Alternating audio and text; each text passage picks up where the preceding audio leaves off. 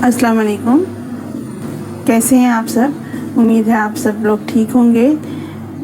आज की मेरी वीडियो जो है वो government of Pakistan ministry of housing and works ने जो 28 सितंबर 2021 में ये ओएम इशू किया है, इस बारे में है। ये ओएम जो है वो रिवाइज रेंटल सीलिंग के बारे में है। जो गवर्नमेंट एम्प्लॉइज़ जिन्होंने अपनी रेजिडेंशियल अकोमोडेशन जो है वो हायर करवाई होती है इस्लामाबाद में या दूसरे जो स्पेसिफाइड स्टेशंस होते हैं जैसे रावलपिंडी, लाहौर, कराची, पेशावर, कोयटा, ये जो 5 स्टेशंस हैं ये अदर स्पेसिफाइड स्टेशंस में आते हैं। तो यहाँ पर जो है वो घरों की जो अकोमोडेशन होती है, जो घर होते हैं वो गवर्नमेंट के थ्रू हायर करवाए जा सकते हैं। तो ये जो भी ministry of housing and works ने इनकी जो रेंटल सीलिंग है वो बढ़ा दी है। मतलब पहले आपको जो किराया मिलता था गवर्नमेंट की तरफ से, अब उसमें इजाफा कर दिया गया है। तो मैं आज की वीडियो में आपको इस पूरे लेटर के बारे में भी बताऊंगी और किस ग्रेड की रेंटल सीलिंग कितनी हो गई है इस बारे में भी बताऊंगी, और इससे जो मुतल्लिक बहुत सारी क्यूरीज हैं तो उस बारे में भी मैं बताऊंगी, क्योंकि कुछ एम्प्लॉइज़ खासी परेशान हैं। वो सोच रहे हैं कि उनकी जो रेजिडेंशियल अकोमोडेशन का जो रेंट है, हाउस रेंट है, या जो उनको हायरिंग मिलती थी उसमें इजाफा नहीं हो पाएगा। तो आज ही मैं सारी क्यूरीज इंशाल्लाह सॉल्व करने जा रही हूँ। तो चलिए अपनी वीडियो स्टार्ट करते हैं। ये है जो इसका सब्जेक्ट है, revision of rental ceiling for hiring of residential accommodation at Islamabad and other specified station, that is Rawalpindi, Lahore, Karachi, Peshawar and Quetta। और इसमें ये लिखते हैं कि the federal government is pleased to enhance rental ceiling for hiring of residential accommodation in federal ministries, division, attached departments, subordinate offices at Islamabad and other specified stations, that is Rawalpindi, Karachi, Lahore, Quetta and Peshawar, as under with effect from 1st July 2021। यानी ये जो enhancement हुई है ये 1 जुलाई 2021 से हुई है, number 1 तो ये। और अदर स्पेसिफाइड स्टेशंस का मैं आपको बता चुकी हूँ कि इसमें रावलपिंडी, कराची, लाहौर, कोयटा और पेशावर आते हैं, और इस्लामाबाद इसमें इंक्लूडेड है एज कैपिटल। तो यहाँ तक तो मेरा ख्याल है कोई भी ऐसी बात नहीं है जो आपको समझ ना आए। इससे आगे चलते हैं और हम देखते हैं कि अब रेंट जो है वो कितना हो गया है। एग्जिस्टिंग रेंटल सीलिंग कितनी थी और अभी जो रिवाइज्ड रेंटल सीलिंग है वो कितनी हो गई है। अब आप यहाँ पर एंटाइटलमेंट BPS देख रहे हैं। एक जो फर्स्ट कॉलम है इसमें 1 to 2, ये देखिए 1 to 2, और सेकंड कॉलम 3 to 6 का है, थर्ड कॉलम 7 to 10 का है, और इसी तरह so and so fourth. And यहाँ पर आपके एग्जिस्टिंग रेंटल सीलिंग लिखी हुई है। इस्लामाबाद में एग्जिस्टिंग रेंटल सीलिंग ये सेकंड कॉलम में लिखी हुई है, और जो अदर स्पेसिफाइड स्टेशन की existing rental ceiling third column में लिखी हुई है। और फिर रिवाइज्ड रेंटल सीलिंग लिखी हुई है इस्लामाबाद की। ये अगर आप लेफ्ट से काउंट करना शुरू करें तो इस्लामाबाद की 4th कॉलम में ये रिवाइज्ड रेंटल सीलिंग लिखी हुई है, और अदर स्पेसिफाइड स्टेशंस की 5th कॉलम में ये रेंटल सीलिंग लिखी हुई है, रिवाइज्ड रेंटल सीलिंग। अच्छा जी, अभी मैं कुछ सीलिंग्स का आपको बता भी देती हूँ ताकि आपको आइडिया हो जाए कि इसको इस जो चार्ट बना हुआ है इसको हमने किस तरह से रीड करना है। 1 to 2 यानी ग्रेड 1 to 2 तक के जो एम्प्लॉयज़ हैं उनकी एग्जिस्टिंग रेंटल सीलिंग जो है वो इस्लामाबाद में ₹4,881 पहले थी जो उनको मिलती थी, यानी घर का किराया जो उनको पहले मिलता था वो 4,881 था, और अब उनकी रिवाइज्ड रेंटल सीलिंग इस्लामाबाद में हो गई है 7,029 रुपीज़। और अदर स्पेसिफाइड स्टेशन पे उनको पहले जो घर का किराया मिलता था वो 4,577 रुपीज़ था, और अब उनका अदर स्पेसिफाइड स्टेशन पे जो रेंटल सीलिंग उनको मिलेगी वो ₹6,591 रुपीज़ मिलेगी। ठीक है, आपको उम्मीद है आपको ये समझ आ गई होगी कि इसको रीड किस तरह करना है। मतलब 1 to 2 ग्रेड 1 to 2 से ₹4,881 पहले था और अब वो 7,029 रुपीज़ हो चुका हुआ है, और ₹4,577 पहले था, अब वो ₹6,591 रुपीज़ हो चुका हुआ है। अब फिर 3 to 6 है, यानी ग्रेड 3 to 6 में अगर आप फॉल करते हैं, अगर आपका ग्रेड 3, 4, 5 या 6 है, तो आपके लिए ये रेंटल सीलिंग्स लिखी हुई हैं, और इनका रिवाइज्ड रेंटल सीलिंग ये आखिरी लास्ट 2 कॉलम्स में है। मसलन अगर आप इस्लामाबाद में रिजाइड करते हैं तो आपका ₹7,625 रुपीज़ आपकी एग्जिस्टिंग थी, जो कि आपकी बढ़ के ₹10,980 रुपीज़ हो गई है, और ₹6,704 एग्जिस्टिंग थी अदर स्पेसिफाइड स्टेशंस पे, जो कि ₹9,654 रुपीज़ अब हो गई है। और इसी तरह 7 to 10 है, अगर आप 7, 8, 9 या 10 इस कैटेगरी में फॉल करते हैं, आपका BPS 7, 8 या 9 या 10 है, तो आपकी 11,391 पहले थी, और अब बढ़ के 16,403 रुपीज़ हो गई है, और 10,196 पहले थी अदर स्पेसिफाइड स्टेशंस पे, अब वो बढ़ के 14,682 रुपीज़ हो गई है। उम्मीद है आपको समझ आ गया होगा कि स्टार्ट को किस तरह से रीड करना है। आप अपनी कैटेगरी मतलब BPS के हिसाब से कैटेगरी ये फर्स्ट कॉलम में देख सकते हैं कि आप कहाँ पर फॉल करते हैं, और फिर उसके बाद ये जो नेक्स्ट 2 कॉलम्स हैं ये एग्जिस्टिंग रेंटल सीलिंग के हैं, मतलब जो अभी आपका किराया चल रहा था वो ये है, और रिवाइज रेंटल सीलिंग में जो फिर आपका रिवाइज होकर आपको किराया मिलेगा वो ये वाला मिलेगा। ठीक है, एटलीस्ट 44% जो है वो गवर्नमेंट ने इसमें इन्हांसमेंट की है, यानी रिवाइज जो रेट है वो 44% ज़्यादा हैं जो गवर्नमेंट ने बढ़ाए हैं। ठीक है, चलिए अभी हमने ये देख लिया, और अब हम जो असल चीज़ है जिसके बारे में लोग परेशान हो रहे हैं जिस वजह से, अब हम उसकी तरफ चलते हैं कि ये जो इसका पैरा नंबर 2 है जिसमें लिखा हुआ है the enhanced rental ceiling come into force with effect from 1st July 2021 and will apply to all cases of fresh hiring। मतलब द enhanced rental ceiling जो है वो 1st July 2021 से फ़ौरन से come into force हो जाएगी, मतलब लागू हो जाएगी। और किस पे ये अप्लाई होगी, तो सबसे पहले तो नंबर 1 इन्होंने पॉइंट नंबर 1 जो लिखा हुआ है वो all cases of fresh hiring, यानी सारे के सारे केसेस जो फ्रेश हायरिंग के होंगे, जो जिन्होंने पहले घर हायर नहीं करवाए होंगे और अब वो घर हायर करवा रहे होंगे, तो ये उन पे लागू होगी, नंबर 1।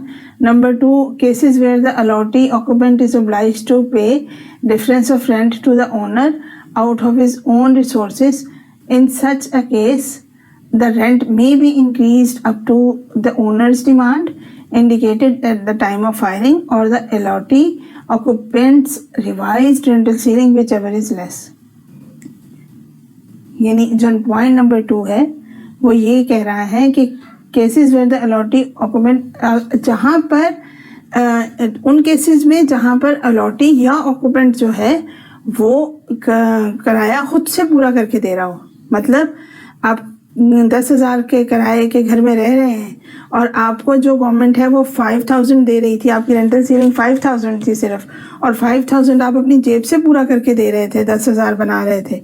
तो इन सारे केसेस में ये जो रेंट है, ये रेंटल सीलिंग है वो इन्हांस हो जाएगी। मतलब अगर आप पहले आपका 5,000 था तो अब आपका 7,000, मतलब आपकी ग्रेड BPS के हिसाब से जो रेंटल सीलिंग बढ़ी है वो आपको मिल जाएगी, और आपको जेब से किराया कम देना पड़ेगा। ठीक है, मतलब ओनर की डिमांड पूरी करने के लिए आपको जेब से किराया कम देना पड़ेगा। लेकिन इसकी जो सेकेंड लाइन है वो बहुत इंपॉर्टेंट है। अब ये किराया जो है वो ओनर की डिमांड के मुताबिक बढ़ेगा। ठीक है, रेंट में be increased up to the owners demand indicated at the time of hiring, यानी जो ओनर ने डिमांड की होगी at the time of hiring, जब आपने घर हायर करवाया तो जो ओनर ने डिमांड की होगी उसके मुताबिक ये किराया आपका बढ़ेगा। और the occupants revise rental ceiling या फिर आपकी रेंटल सीलिंग के मुताबिक बढ़ेगा, विच एवर इज लेस। यानी अगर आपके ओनर ने कम डिमांड की होगी और आपकी रेंटल सीलिंग अभी ज़्यादा हो गई है, तो वो जो ओनर की डिमांड होगी उसके मुताबिक ये किराया बढ़ेगा, ना कि आपकी रेंटल सीलिंग के मुताबिक बढ़ेगा। ठीक है, यानी जो ओनर की डिमांड है एक्चुअली गवर्नमेंट वो पे करेगी, उसको ओनर को पे करती है ना गवर्नमेंट किराया, तो ओनर को गवर्नमेंट वो पे करेगी, ना कि वो आपकी रेंटल सीलिंग के मुताबिक आपको देगी। राइट, यहाँ तक मेरा ख्याल है कि समझ में आ गया होगा। इसका पॉइंट नंबर 3 देखते हैं। Cases of houses hired under rule 8(1) of the Accommodation Allocation Rules 2002 or Ministry of Housing and Works OM number 2(3)/2003 dated 31st July 2004 of which lease has expired। अच्छा जी, ये मैं अभी आपको जो अकोमोडेशन एलोकेशन रूल्स हैं 2002 के वो भी आपको दिखाती हूँ, और जो ये वाला जो OM के जिसका इन्होंने हवाला दिया हुआ है वो भी मैं आपको दिखाती हूँ कि अकोमोडेशन एलोकेशन रूल जो है वो रूल नंबर 8(1) है क्या। ये देखिए, अकोमोडेशन एलोकेशन रूल का रूल नंबर 8(1) है हायरिंग ऑफ प्राइवेट अकोमोडेशन, यानी आप प्राइवेट अकोमोडेशन किस तरह से करवा सकते हैं, हायर करवा सकते हैं। नंबर 1 है FGS may locate a private house of his entitlement for hiring through state office in the area specified by Ministry of Housing and Works, Government of Pakistan, as per prescribed scales of covered area and specification. The seniority as per general waiting list shall not apply to such cases of hiring। ठीक है, यानी जो hiring है private accommodation की वो आप इसमें ये रूल 8(1) में ये लिखा हुआ है कि जो स्पेसिफाइड एरियाज़ हैं, गवर्नमेंट ऑफ पाकिस्तान ने जो एरियाज स्पेसिफाइड किए हैं और स्पेसिफाइड स्केल है, स्केल प्रिस्क्राइब किया हुआ है कि कितना कवर्ड एरिया होना चाहिए और दूसरी स्पेसिफिकेशंस हैं, आप उन स्पेसिफिकेशंस को पूरा करते हुए और जो प्रिस्क्राइब्ड स्केल्स हैं कवर्ड एरिया के उसको पूरा करते हुए अगर आप चाहें तो बाहर आप घर हायर करवा सकते हैं। और इसके अलावा जो सेकंड इसमें हवाला दिया हुआ है वो ministry of housing and works जो 31 जुलाई 2004 के लेटर का है। इस लेटर में ये है ministry of housing and works number, same number है जो उसमें हवाला दिया हुआ है, और इसमें ये कहा हुआ है कि decentralisation of housing hiring of residential accommodation at 6 specific stations in respect of federal government employees BPS 1 to 22। अच्छा जी, पहले डिसेंट्रलाइजेशन का मतलब क्या है? यहाँ पर डिसेंट्रलाइजेशन का मतलब ये है कि पहले जो ये सब काम था वो स्टेट ऑफिस के थ्रू होता था, मतलब स्टेट ऑफिस ही घर अलॉट करता था और स्टेट ऑफिस ही घर हायर करता था। लेकिन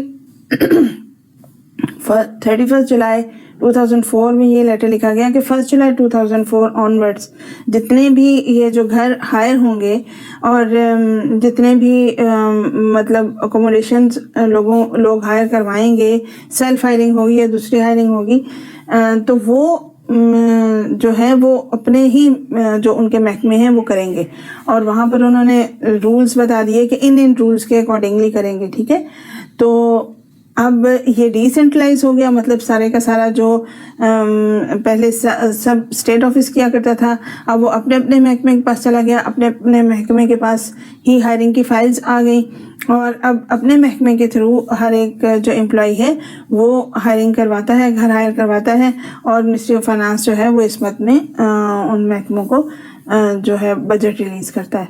ठीक है, तो वो अब ये सारा कुछ चूँकि अपने महकमों के पास से लगे इसलिए इसको डिसेंट्रलाइजेशन कहते हैं कि हमने जो पहले सेंट्रलाइज था, जो पहले सब कुछ स्टेट ऑफिस करता था, अब उसको डिसेंट्रलाइज कर दिया गया, मतलब अपने अपने महकमों को दे दिया गया। तो इन दोनों जो लेटर्स हैं इनसे परेशान होने की ज़रूरत नहीं है।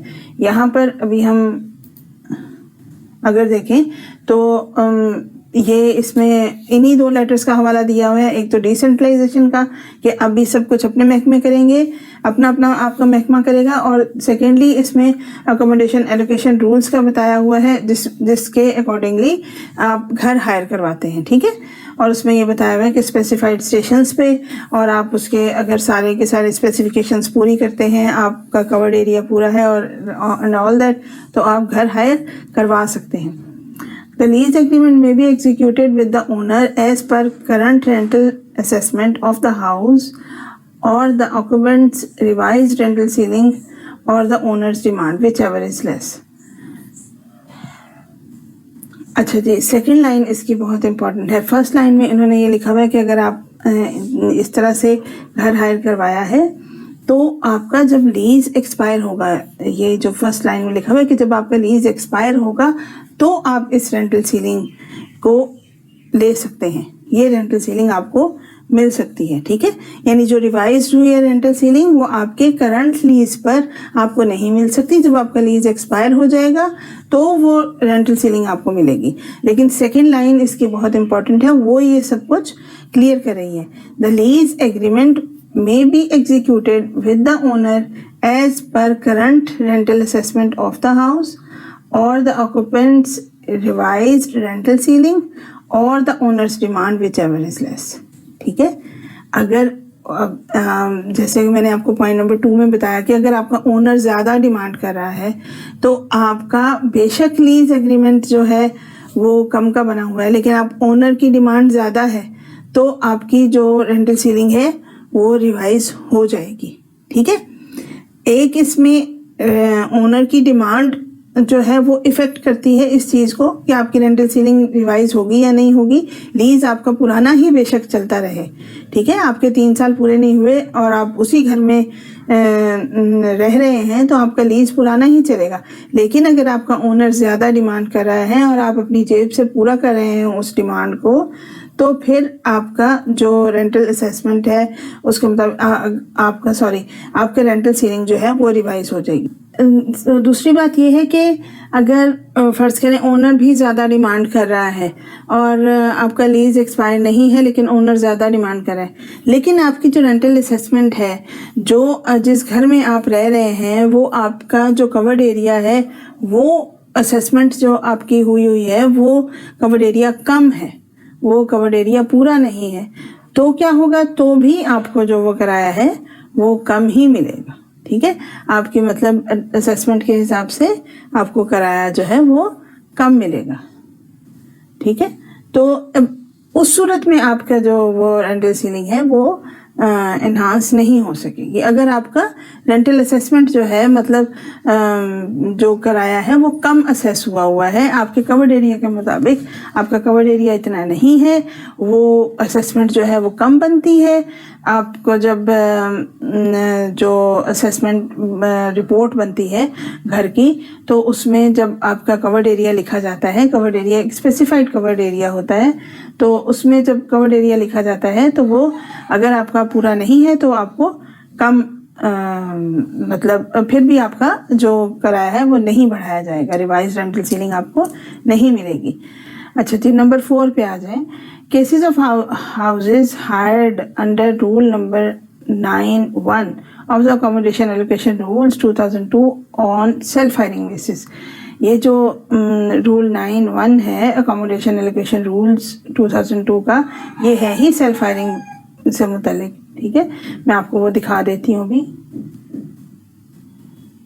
ये देखिए, ये रूल नंबर 9 है, सेल्फ हायरिंग से मुतल्लिक है और इसमें ये लिखा हुआ है if FGS federal government servant who is otherwise eligible for allotment of government accommodation under these rules from the state of his pool owns a house or flat or his spouse or dependent children own a house in the areas allowed by Ministry of Housing and Works for hiring at the same station, he may be allowed to reside in such a house or flat as per Rule 8. ठीक है। यानी federal government servant जो है वो जो भी state office का इसलिए यहाँ पर जिक्र है, जैसे कि मैंने आपको पहले बताया कि जब तक डिसेंट्रलाइजेशन नहीं हुई थी, जब तक अपने अपने महकमों के पास ये हायरिंग के केसेस नहीं गए थे, तो स्टेट ऑफिस ही हायर किया करता था और उसके पूल पर थे ये सब चीज़ें ना। तो अभी तो डिसेंट्रलाइजेशन होगी इसलिए स्टेट ऑफिस का जिक्र नहीं आता। तो ये जो कि पहले के रूल्स हैं इसलिए इसमें स्टेट ऑफिस का नाम लिखा हुआ है। तो वो ये कह रहे हैं कि आपके स्पाउस या डिपेंडेंट चिल्ड्रन का अगर वो कोई हाउस ओन करते हैं और उन एरियाज़ में जो कि ministry of housing and works ने स्पेसिफाई किए हुए, वो मैंने आपको बहुत दफ़ा बता दिया कि पेशावर, कोयटा और लाहौर और कराची ये 4 शहर हैं। उसके अलावा रावलपिंडी है और इस्लामाबाद है। तो ये जो 6 शहर हैं, यहाँ पर जो फेडरल गवर्नमेंट सर्वेंट्स हैं ये अपना घर हायर करवा सकते हैं। तो वो ये कह रहा है कि वहाँ पर वो ये सेल्फ हायरिंग बेसिस पर वो ये घर हायर करवा सकता है गवर्नमेंट के थ्रू, अगर वो अपनी बीवी के घर में या फिर अपने डिपेंडेंट चिल्ड्रन के घर में रह रहा हो। ठीक है। और ये दूसरा है इसका, ये सेल्फ हायरिंग का ही है, where when federal government servant is allowed to live in a house owned by him or his spouse or dependent children, the house rent payable to him shall be restricted to maximum rent of the class of his entitlement or the assessed or computed rent whichever is less। यानी अगर वो अपने ही घर में रह रहा है तो वो गवर्नमेंट से घर हायर तो करवा सकता है, लेकिन वो उसको उसके एंटाइटलमेंट के मुताबिक मिलेगा या फिर उसको जो असेसमेंट होगी घर की, मतलब उसका कवर्ड एरिया कितना है, वो किस कैटेगरी में फॉल करता है, अगर वो जो घर की असेसमेंट होगी अगर वो उस कैटेगरी में फॉल करती है जो उसकी एंटाइटलमेंट है, तो उसके मुताबिक उसको वो घर मिल सकता है और वो घर हायर करवा सकता है। ठीक है। तो इसमें से जो दोनों में से जो भी चीज़ कम होगी, अगर फ़र्ज़ करें उसकी असेसमेंट कम आ रही है और एंटाइटलमेंट तो ज़्यादा है लेकिन हाउस जो है वो असेस किया गया है और उस असेसमेंट की बेस पर उसका किराया कम बनता है, तो वो जो कम किराया है वो उसको मिलेगा, एंटाइटलमेंट का किराया उसको नहीं मिलेगा। ठीक है। ये रूल नंबर 9 है। अब ये सेल्फ हायरिंग बेसिस के लिए है और इसमें यही लिखा हुआ है, in such a case the existing rent of the house may be increased up to revised rental ceiling of the allottee occupant or the rental assessment of the house whichever is less। ठीक है। अभी ये आपको समझ आ जाना चाहिए क्योंकि ये मैं आप बहुत दफ़ा रिवाइज कर चुकी हूँ।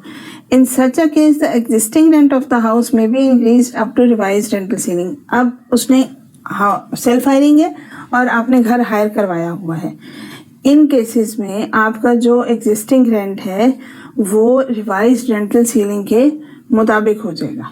ठीक है। इंक्रीज हो जाएगा अप टू आपकी जो भी रिवाइज रेंटल सीलिंग है, जो भी गवर्नमेंट ने रिवाइज किया है उसके मुताबिक, रेंटल सीलिंग के मुताबिक आपको मिल जाएगा। और the rental assessment of the house, या फिर जो मैंने भी आपको बताया कि रेंटल असेसमेंट जो हाउस की होती है जिसमें कवर्ड एरिया देखा जाता है कि इस हाउस का इतना कवर्ड एरिया है और ये इतनी जगह घेरे हुए है, तो अब वो रेंटल असेसमेंट उस पर किया जाता है, उसको असेस किया जाता है। और अगर रेंटल असेसमेंट में उसकी वो अपने उससे कैटेगरी से बिलो फॉल करता है, मतलब आपका रिक्वायर्ड कवर्ड एरिया आपकी कैटेगरी के मुताबिक, आपके ग्रेड के मुताबिक आपका required covered area 800 square feet है और आपका जो है वो 500 स्क्वायर फीट है, तो वो ज़ाहिर बात है बिलो फॉल करता है। तो फिर आपको 500 स्क्वायर फीट वाली कैटेगरी की रेंटल सीलिंग मिलेगी, आपको 800 स्क्वायर फीट वाली रेंटल सीलिंग नहीं मिल पाएगी। ठीक है। पेज नंबर 2 पे पॉइंट नंबर 3, 4, 5, 6, 7 को देख लेते हैं। The above rental ceiling may also be applied mutatis mutandis in cases of requisitioned houses otherwise qualifying for increase in rent compensation in accordance with the relevant rules instructions। यानी जो बिल्कुल इसी तरह comparison में जो घर आएंगे, mutatis mutandis का मतलब होता है कि कंपैरिजन, जब आप दो चीज़ों का कंपेयर करते हैं। ठीक है। तो इसी तरह कंपैरिजन में जो दूसरे घर हैं उनको भी रेंट और कंपनसेशन के अकॉर्डिंगली देखा जाएगा और जो भी रेलेवेंट रूल्स हैं, इंस्ट्रक्शंस हैं, देखी जाएंगी और उनकी भी रेंटल सीलिंग इन्हांस की जा सकती है, जो कि इस कैटेगरी में नहीं आते हैं, रूल नंबर 8 या 9 के कैटेगरी में फॉलो नहीं करते हैं, अदरवाइज वो घर जो है वो हायर करवाए हुए हैं। ठीक है। रूल नंबर 4 है, in all other cases of hired houses except in cases where additions alterations have been made with the prior permission of the government, the benefit of revised rental ceiling will be permissible only on the expiry of current lease agreement. ठीक है। अब उन सारे cases में जहाँ पर आपने घर हायर करवा लिया और आपने उसमें घर हायर करवाने के बाद मतलब आपकी सेल्फ हायरिंग है और आपने घर हायर करवा लिया गवर्नमेंट के थ्रू, उसके बाद आपने जो कवर्ड एरिया है उसको इंक्रीज कर लिया with the prior permission of the government. ठीक है। घर हायर हुआ है, आपका लीज आपका चल रहा है और आपने कवर्ड एरिया जो है वो इंक्रीज कर लिया है, लेकिन आपका कवर्ड एरिया जो लीज एग्रीमेंट में लिखा हुआ था वो ही माना जाएगा और आपका जब ये लीज एग्रीमेंट एक्सपायर होगा तो तभी आपको परमिशन मिलेगी अपनी रिवाइज रेंटल सीलिंग लेने की। ठीक है। यानी आपके लीज एग्रीमेंट पे जो भी कवर्ड एरिया लिखा हुआ है वो ही माना जाएगा अनलेस आपका ये लीज एक्सपायर हो और आप जो है वो नए कवर्ड एरिया के हिसाब से नया लीज बनवाएं। ठीक। The existing instructions issued on the subject from time to time will remain in force with the above modifications. यानी जो एग्जिस्टिंग इंस्ट्रक्शंस हैं यानी पहले से एग्जिस्ट कर रही हैं और जो इस सब्जेक्ट पे time to time ministry of housing and works ने इशू की हुई हैं तो वो बिल्कुल इन्फोर्स रहेंगी और इसमें जो दूसरी अबव मॉडिफिकेशंस हैं वो कर दी जाएंगी। ठीक है। और नंबर 6 है, all the ministries, divisions, attach departments, subordinate offices will meet the increased expenditure out of their respective budgetary allocations and no additional funds will be allowed to them for this purpose during the financial year 2021-2022। ठीक है। यानी जो current financial year आपका चल रहा है जुलाई से जो नेक्स्ट जून में ख़त्म होगा उस फाइनेंशियल ईयर के लिए आपको हायरिंग की मद में मिनिस्ट्री ऑफ फाइनेंस कोई और पैसे रिलीज नहीं करेगा। जो भी आपके बाद में एरियर वेरियर रह जाएंगे वो आप नेक्स्ट ईयर आपको पूरा करने पड़ेंगे और जितना भी आपको करंट बजट दिया हुआ है आप उसी में ये सारा रेंट जो है वो पूरा करेंगे। ठीक है। This issue with the concurrence of finance division white, यानी ये इन दोनों जिसमें एक मिनिस्ट्री ऑफ फाइनेंस को लिखा गया था, इन दोनों लेटर्स का हवाला है कैबिनेट डिवीजन को लिखा गया था, उन दोनों लेटर्स का हवाला है कि ये जो उसकी कंकरेंस के साथ ये लेटर जो है वो इशू हुआ है। उम्मीद है आपको इसमें सब जो है वो समझ आ गया होगा।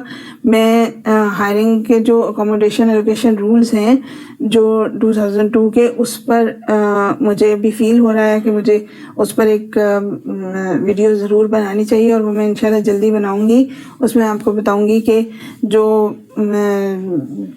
आपकी रिक्वायर्ड कवर्ड एरिया है अकॉर्डिंग टू योर जो ग्रेड है वो कितना होता है और आप किस कैटेगरी में किस फॉल करता है, आपका घर किस कैटेगरी में फॉल करता है, अगर उसका रिक्वायर्ड कवर्ड एरिया कितना होगा, ये सब बातें मैं आपको इंशाल्लाह नेक्स्ट वीडियो में क्लियर करूँगी। अभी फ़िलहाल मेरा फोकस इस वीडियो पर था और क्योंकि ये नई चीज़ आई है तो इस बारे में मैंने सोचा कि मैं आपको ज़रूर बता दूँ।